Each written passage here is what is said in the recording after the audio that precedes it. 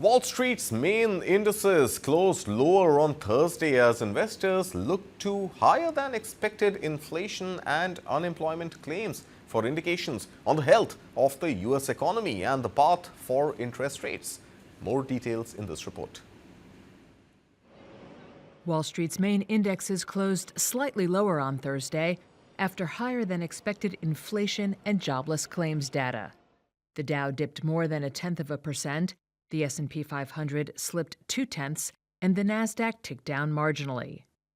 The number of Americans filing new unemployment claims last week rose more than expected, and a closely watched consumer price index reflected a marginally higher inflation rate in September than economists had forecast.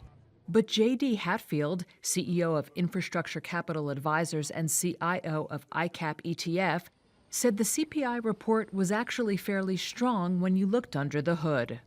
The shelter component actually improved dramatically, which bodes well for the future reports, not PCE at the end of this, but next CPI.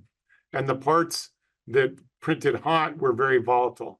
So we actually are more bullish after their report. And that's somewhat reflected. If this was just a bad inflation report and shelter was still high, market would probably be down more like 50, 60 handles, or more like a full percent.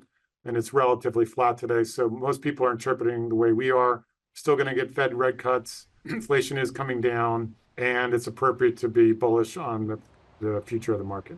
Stocks on the move included Delta Airlines, which fell 1% after forecasting quarterly revenue below expectations in anticipation of slower travel spending.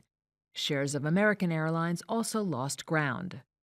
Pfizer shares fell almost 3% as former executives distanced themselves from activist investor Starboard's campaign against the drug maker.